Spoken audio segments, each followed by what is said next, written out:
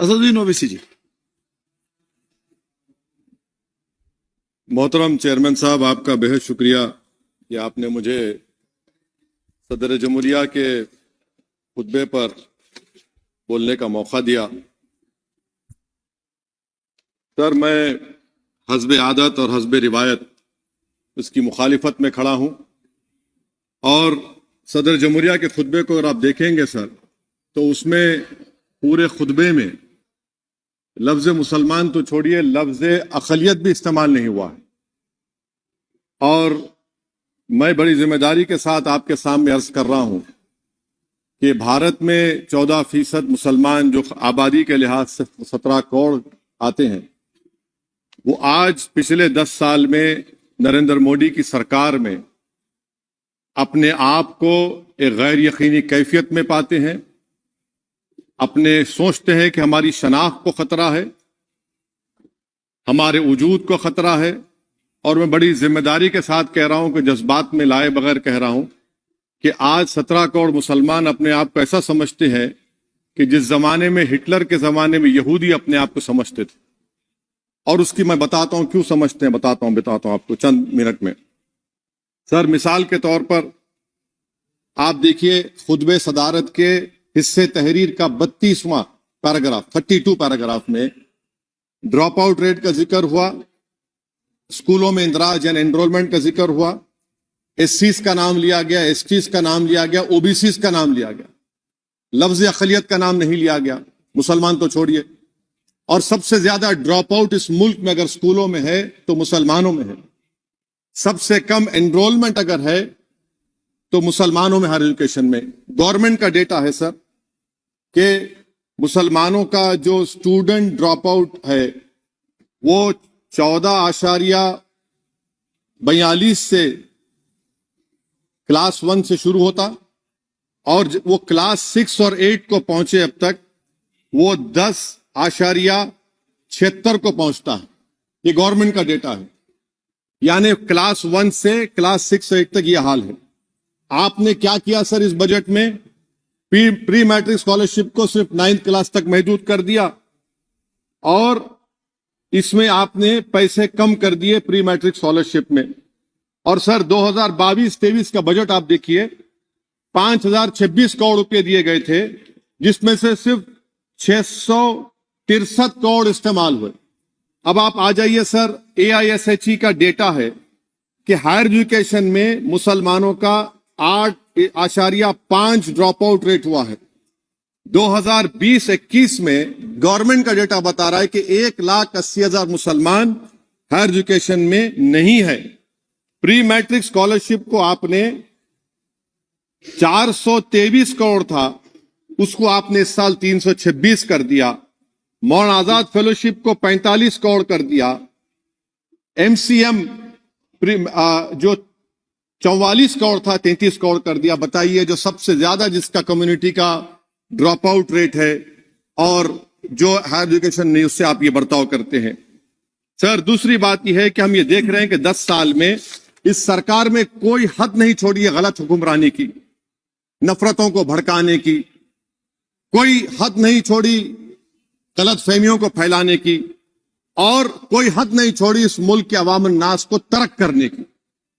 इस 10 साल में हमने क्या देखा सर? जमहूरियत हमारे वतन अजीज की को बचाना बहुत जरूरी है, ये गरीबों के लिए और कमजोरों की एक बहुत बड़ी ताकत है।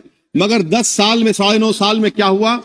सिर्फ एक शख्स को मजबूत कर दिया गया, एक मजहब को मजबूत कर दिया गया, एक आइडियोलॉजी, एक नजरिए को मजबूत कर दिया गया, एक शनाख्त को सब शनाख्त के आगे दूसरी शनाख्तों को मिटाने की कोशिश की गई, एक जबान को मजबूत कर दिया गया। तो हमारी जमहूरियत तो खोखली हो चुकी है। और सर, कोई भी हुकूमत और पार्टी सिर्फ जबर और इस्तेसाल पर कायम नहीं रह सकती है सर।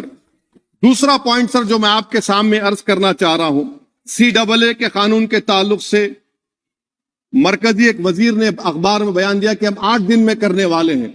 आप 8 दिन में करेंगे, 8 दिन में एहतजाज शुरू होगा मुल्क के कोने कोने में। आप CAA को मजहब से खत्म कर दीजिए, मजहब से जोड़ेंगे तो आपका इरादा बुरा है। आप भारत की अक़लियतों को, भारत के मुसलमानों को, दलितों को आप परेशान करने का आपका इरादा है। सर दूसरी बात यह है कि अब CAA के खिलाफ क्यों हम है? क्योंकि सीमांचल के मुसलमान को आप बांग्लादेशी कहते हैं। कोई मिनिस्टर मुझे कहता है कि घुसपैठी है, रोहिंग्या है। तो CAA को मजहब से जोड़ना गलत था, उसको निकालिए। मगर हमारे देश के प्रधानमंत्री सर, वतन अजीज के वजीर आजम, मैं बड़ी जिम्मेदारी के साथ कह रहा हूं कि मैं अपने बचपने में जब हिस्ट्री पढ़ता था तो मैंने एक स्टैचू की फोटो देखी थी, प्रीस्ट किंग ऑफ मोहनजोदारो। ऐसा लगता है कि वैसा ही लग रहा है कि प्रधानमंत्री नहीं है बल्कि पुजारी सम्राट बन चुके हैं वो। और मैं क्यों कह रहा हूं कि हमारे सदर जमहूरिया ने कहा था कि 22 जनवरी एक तारीखी दिन है, बिल्कुल तारीखी दिन है। 22 जनवरी की बुनियाद 6 दिसंबर 92 को रखी गई। 22 जनवरी की बुनियाद 86 में ताले खोलकर रखी गई। 22 जनवरी की बुनियाद GB पंत ने रखी थी, इसीलिए तारीखी दिन है। और तारीखी दिन इसलिए भी है कि सर इसी ऐवान में 16 दिसंबर 1992 को हमने एक रेजोल्यूशन पास किया था। आप बताइए कि आज इस मुल्क में चाहे कोई सेकुलर पार्टी का हो या जो भी हो, वाले सब सेकुलर है, बुरा मैं हूं, किसी में हिम्मत नहीं है कि 6 दिसंबर की बात की जाए। और वो तारीखी दिन इसलिए भी है सर, इंसाफ करने वालों में एक NCLT के चेयरमैन, एक गवर्नर और एक नामजद शुदा रुकने पार्लियामेंट बैठे हुए थे। अब आप बताइए मेरे पास बचा क्या है? बचा यह है कि आर्टिकल 32 बचा है जिसको बाबा साहब अम्बेडकर ने दिया। आज मुल्क के 17 करोड़ मुसलमान भारत के वजीर आजम पर एतमाद भरोसा नहीं करते, बिल्कुल नहीं करते, बता रहा हूं, खुल के कह रहा हूं। अगर आप आर्टिकल 32 का ड्यू प्रोसेस ही खत्म कर देंगे तो फिर मेरे पास क्या बचेगा सर? क्या बचेगा? मैं तो यहां खड़े होकर वो सुप्रीम कोर्ट के मायानाज बेबाक वकील दुष्यंत दवे की तरह तो नहीं कह सकता। मुझे आज भी रूल ऑफ लॉ में भरोसा है, मुझे आज भी कानून पर, संविधान पर भरोसा है, मगर ड्यू प्रोसेस तो फॉलो होना चाहिए। ड्यू प्रोसेस फॉलो नहीं हो रहा। एक तारीखी दिन 22 जनवरी था, एक तारीखी दिन 31 जनवरी था। सर रात के अंधेरे में अपील किए बगैर आप आरे लेकर रास्ता खोल देते हैं। क्या पैगाम दे रहे हैं सर? 600 साल की मेहरौली की मस्जिद को बगैर को नोटिस दिए आपने डिमोलिश कर दिया। मैं जिम्मेदारी के साथ कह रहा हूं कि भारत के प्रधानमंत्री और उनकी सरकार भारत के मुसलमानों से उनकी शनाख्त को छीनना चाहते हैं। ख्वाजा अजमेरी के आस्थाने पर चादर बिछाइए, मगर आप जो चादर मुझसे छीनना चाह रहे हैं मेरी मस्जिद है, आप हर मस्जिद को छीनना चाहते हैं। आप बताइए 17 करोड़ मुसलमानों को क्या पैगाम दे रहे हैं आप कि आप हर मस्जिद को छीन लेंगे मुझसे? फिर मेरा वजूद किस माने रखता है? मेरा शनाख्त क्या माने रखता है? रूल ऑफ लॉ क्या माने? अच्छा 1991 के प्लेसेस ऑफ वर्शिप एक्ट पर क्यों नहीं बोलते आप लोग? आप उस पर कायम है नहीं है। आप 500 साल की बात करते। मैं आपसे कहता हूं भाई 500 साल पे मत जाइए, बौद्ध पे जाइए, जैनिज्म पे जाइए, शैविज्म पे जाइए, कहां रुकेंगे? अरे इस देश को आजादी मिली 47 में, संविधान मिला हमको बाबा साहब अम्बेडकर का, बराबरी का। उससे पहले तो राजा रजवाड़े थे, जमहूरियत नहीं थी, लोकतंत्र नहीं था, मगर आप उसको उस बारे में लेके जाते। अरे 500 साल आगे क्या होगा बताइए? आप किसी एक सिविलाइजेशन, सर अंग्रेजी में किसी ने कहा था civilization can not be rewritten by hatred, history can not be corrected by demolition. आप ये नहीं कर सकते। और मैं उम्मीद करता हूं कि जब मौर्ख तारीख लिखेगा, नरेंद्र मोदी इस मुल्क में तारीख लिखना चाहते हैं। क्या तारीख लिखना चाहते हैं? कि मैंने इस देश को, गांधी अंबेडकर के देश को मैंने हिंदू राष्ट्र बना दिया। मैं उम्मीद करता हूं कि हमारे भारत के हमारे हिंदू भाई देश के प्रधानमंत्री की सोच को नाकाम करेंगे। उन पर है, अब देखते हैं क्या होता है। सर नेबरहुड फर्स्ट की पॉलिसी है। नेबरहुड फर्स्ट क्या हो रहा है सर? हम सोशल मीडिया के जरिए फॉरेन पॉलिसी चला रहे हैं। मालदीव छोटा मुल्क, वो हमको आंख दिखा रहा है, चीन की गोद में बैठ गया। हमारे लद्दाख में हमारे जो लोग जानवर को लेकर घास चराए जाते, वहां पर चीन की आर्मी आके रोक रही। बताइए, बांग्लादेश चीन की गोद में बैठा हुआ है।